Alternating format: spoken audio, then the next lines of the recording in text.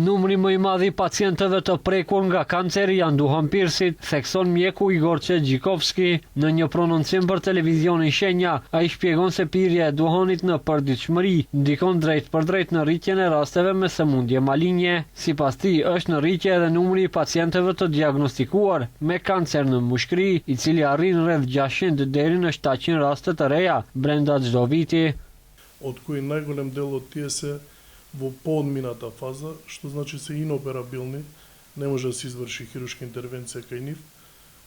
Во проценти од прилика од тие 20% се операбилни, значи ние годишно оперираме околу 150 пациенти со карциноми на бели дробови.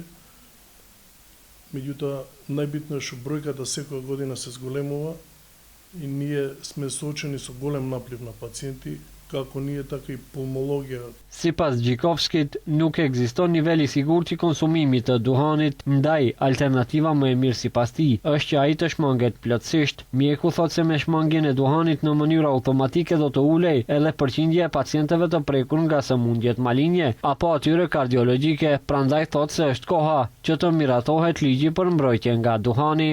Дека секогаш се гледа интересот на пушачите.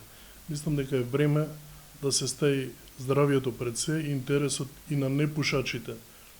Не секогаш пушачите да бидат во преден план. Ndryshe, ligji për mbrojtjen nga duhani i përgatitur nga Ministria e Shëndetësisë mbetet në procedurë qeveritare dhe pas miratimit i njëjti do të kalojë në procedurë parlamentare. Me këtë ligj pritet ndalimi i pirjes së duhanit në hapësirat publike, në stacionet e autobusit, në afërsi të hapësirave të hapura pranë spitaleve, po edhe në pranitë të fëmijëve në vetura.